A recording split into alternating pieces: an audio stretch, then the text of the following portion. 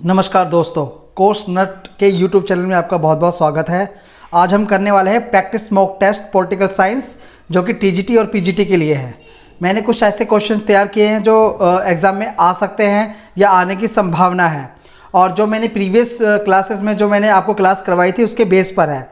तो आज हम जानेंगे कि आप लोगों ने कितना सीखा, और जो क्वेश्चंस है उसको रिजॉल्व करने की कोशिश करेंगे कि किस टाइप के क्वेश्चंस आ सकते हैं। ठीक है दोस्तों, तो कॉपी और पेन उठा लीजिए और जो महत्वपूर्ण पॉइंट होंगे उसको नोट डाउन करते रहिएगा। तो दोस्तों, मैं 14 से 15 क्वेश्चंस आज मैं आपको कराऊंगा, और जिससे आपकी प्रैक्टिस भी हो जाएगी और आपको अंदाज़ा भी हो जाएगा कि कैसे कैसे क्वेश्चंस आ सकते हैं। तो चलिए दोस्तों, ज़्यादा देर ना करते हुए हम क्वेश्चन को स्टार्ट करते हैं। क्वेश्चन नंबर 1, राजनीति विज्ञान को किस विचारक ने पूर्ण या सर्वोच्च विज्ञान माना है? तो बताइए, आपका आंसर ए होगा, बी होगा, सी होगा या डी होगा? जल्दी बताइए दोस्तों, राजनीति विज्ञान को किस विचारक ने पूर्ण या सर्वोच्च विज्ञान माना है? बताइए दोस्तों। देखो, सर्वोच्च विज्ञान इसको कहा है अरस्तु जी ने। ये मैं आपको पहले क्लास में बता चुका हूँ। अरस्तु जी ने राजनीति विज्ञान को सर्वोच्च विज्ञान माना है, तो इसका आंसर होगा बी। चलिए दोस्तों, नेक्स्ट क्वेश्चन करते हैं। अगला क्वेश्चन ये है कि राजनीतिक विज्ञान को विज्ञान किस कारण से कहा जा सकता है? अगर आप लोगों ने विज्ञान की डेफिनेशन पढ़ी है तो आप जरूर इसका आंसर बता सकते हो। देखो, विज्ञान सिद्धांतों की मैत्रिकता नहीं हो सकता, निर्णयों की सुनिश्चितता नहीं हो सकती, परिणामों की भविष्यवाणी नहीं हो सकती। क्रमबद्ध अध्ययन, जैसे विज्ञान के अंदर स्टेप टू स्टेप रिसर्च की जाती है, वैसे ही राजनीतिक विज्ञान के अंदर भी स्टेप टू स्टेप रिसर्च की जा सकती है। तो इसका आंसर होगा डी। राजनीतिक विज्ञान को विज्ञान किस कारण से कहा जाता है? क्योंकि इसके अंदर क्रमबद्ध अध्ययन होता है। तो चलिए दोस्तों, नेक्स्ट क्वेश्चन पे। क्वेश्चन नंबर 3, राजनीतिक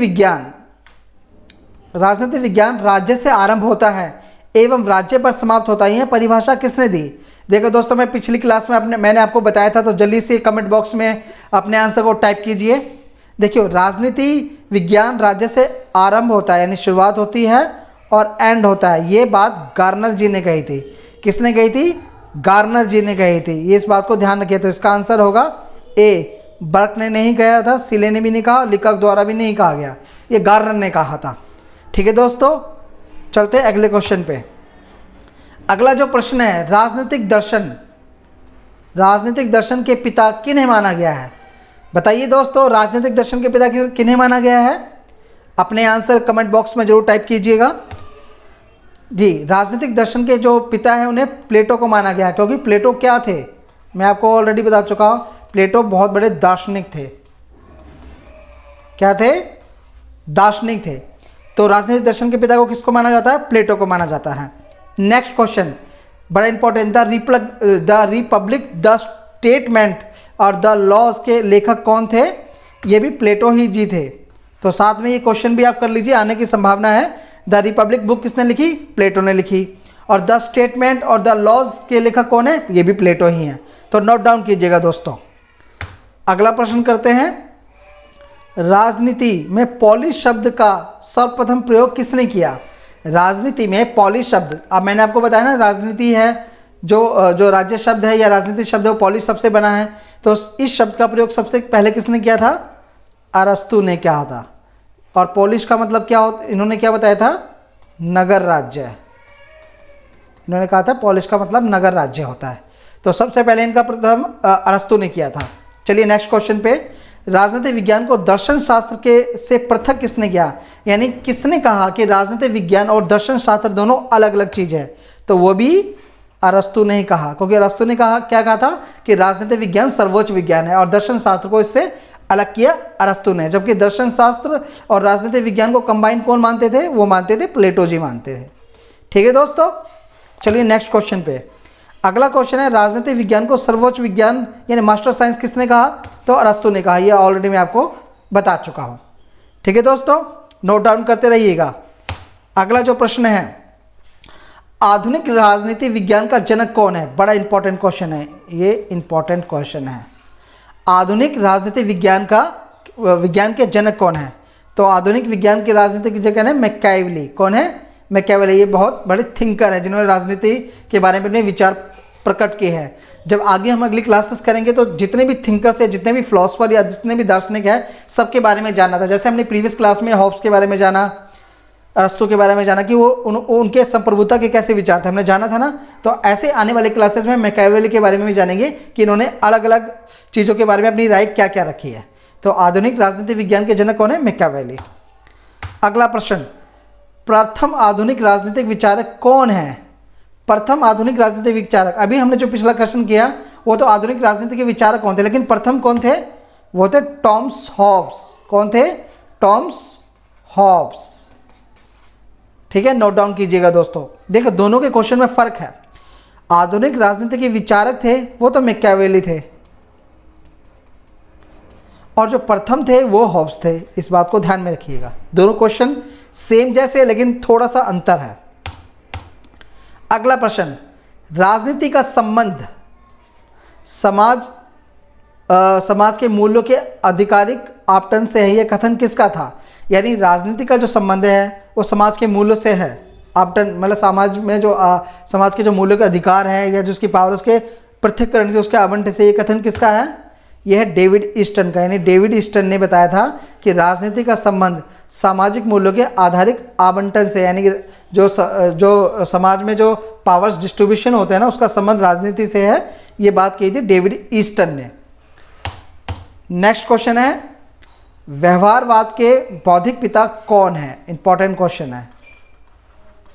व्यवहारवाद के जो बौद्धिक पिता है वो है चार्ल्स ई मेरियम। कौन है? Charles E मेरियम। नोट डाउन कीजिएगा दोस्तों। नेक्स्ट क्वेश्चन, आधुनिक राजनीतिक वैज्ञानिकों ने किसके अध्ययन को प्रमुख विषय माना? यानी कि आधुनिक जो राजनीतिक वैज्ञानिक है यानी विचारक है, उन्होंने किसको प्रमुख माना? उन्होंने माना है शक्ति के अध्ययन को। शक्ति मतलब जो सत्ता का आवंटन होता है ना, जैसे कि न्यायपालिका है, न्यायपालिका, विधानपालिका, कार्यपालिका, इसमें शक्ति को बंटवारा कर दिया ना। तो राजनीतिक वैज्ञानिकों का मानना है, जो आधुनिक है, वो शक्ति के अध्ययन को प्रमुख विषय मानते हैं। तो नोट डाउन कीजिएगा दोस्तों। अगला प्रश्न है, राजनीति शक्ति का विज्ञान है, यह कथन किसने कहा था? यह कथन कहा था कैटलिन ने। कैटलिन ने क्या कहा? कि राजनीति शक्ति का विज्ञान है, शक्ति का विज्ञान है। ठीक है दोस्तों, नोट डाउन कीजिएगा। नेक्स्ट प्रश्न, संप्रभुता के बारे में निम्न में से कौन सा कथन असत्य है? बताओ। देखो, संप्रभुता राज्य का एक अनिवार्य तत्व है, बिल्कुल सही। संप्रभुता के कारण ही राज्य को अन्य समुदायों से उच्चतर स्थिति प्राप्त होती है, बिल्कुल सही। सर्वोच्च शक्ति ही संप्रभुता है, बिल्कुल सही। संप्रभुता राज्य की सर्वोपरि इच्छा नहीं होती, गलत, ये गलत है। संप्रभुता राज्य की सर्वोपरि इच्छा होती है, तो डी आंसर होगा, यानी कि डी आंसर इसका होगा। ठीक है दोस्तों, चलिए अगले क्वेश्चन पे चलते हैं। हाँ, प्रश्न है, संप्रभुता की व्याख्या सर्वप्रथम किसने दी थी? मैं पढ़ा चुका हूं दोस्तों, इसका आंसर तो आपको जरूर बताना पड़ेगा। इसका आंसर है बोंदा जी ने। ठीक है, जय बोंदा पूरा नाम है। इन्होंने संप्रभुता की सर्वप्रथम व्याख्या की थी। ठीक है दोस्तों, देखो फ्रांसीसी विचारक थे जय बोंदा जी। इन्होंने संप्रभुता सोग्रेनिटी शब्द का प्रयोग सन 1576 में अपनी पुस्तक 6 बुक्स कंसर्निंग रिपब्लिक में किया। जय बोंदा के अनुसार संप्रभुता नागरिक एवं प्रजा जन के ऊपर राज्य की वह सर्वोच्च शक्ति है जिसे कानून का कोई अंकुश नहीं हो सकता। यानी संप्रभुता वह शक्ति है जिस पे कानून का कोई अंकुश नहीं हो सकता। तो सर्वप्रथम संप्रभुता की व्याख्या बोंदा जी ने की थी। नेक्स्ट क्वेश्चन है, संप्रभुता राज्य की व्यक्तियों या व्यक्ति समुदायों से उच्चतर होती है, यह कथन प्रभुता के किस पहलू की ओर संकेत करता है? बताइएगा।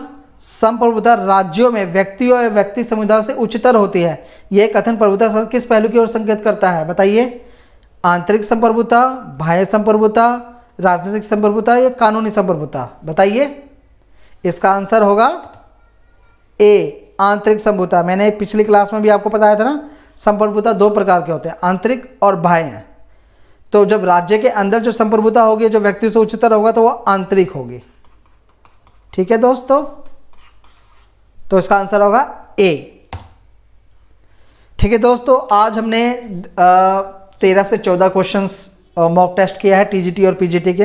ये क्वेश्चन बड़े ही इंपॉर्टेंट थे और आज मैं आपको एक गुड न्यूज़ और देने वाला हूँ। मैं आपको नेक्स्ट वीक से टीजीटी पीजीटी के जितने भी एग्ज़ाम्स हो चुके हैं यूपी में, टीजीटी और पीजीटी के, उन सब के प्रीवियस क्वेश्चन कराने वाला हूँ। और हम हफ्ते में 2 सेशन ऐसा रखेंगे जिसके अंदर जो क्वेश्चन आ चुके हैं प्रीवियस क्वेश्चन में, उसकी सीरीज़ हम स्टार्ट करने वाले हैं, वो हम ज़रूर करेंगे। तो हमारे चैनल को सब्सक्राइब कीजिएगा, लाइक कीजिएगा, शेयर कीजिएगा। और ये सीरीज़ बहुत इंपॉर्टेंट होने वाली है आप लोगों के लिए, क्योंकि आए हुए क्वेश्चन है, जिससे आपको आइडिया मिलेगा कि एग्ज़ाम का पैटर्न कैसा आता है, आपको कैसे तैयारी करती रहनी चाहिए। तो जब सीरीज़ स्टार्ट करेंगे, तो इस सीरीज़ की सबसे बड़ी जो विशेषता होगी कि हम चारों ऑप्शन को एनालाइज करेंगे कि अगर चारों ऑप्शन में से कोई ऑप्शन सही है तो क्यों है, अगर कोई ऑप्शन गलत है तो क्यों है। इससे क्या होगा कि आपके अंदर आपका जो ज्ञान है और विस्तृत हो जाएगा और आपकी समझ और भी अच्छी हो जाएगी, ताकि आप क्वेश्चन को अच्छी तरीके से कर पाए। तो आप लोग हमारे कोर्स नट्स से जुड़े रहिए और हमारे यूट्यूब चैनल को सब्सक्राइब कीजिए, क्योंकि जब तक आप सब्सक्राइब नहीं करेंगे तब तक हमें कैसे पता चलेगा कि ये क्लासेस आप लोगों को अच्छी लग रही है। तो चलिए दोस्तों, आज की कक्षा के लिए इतना ही। Thank you very much.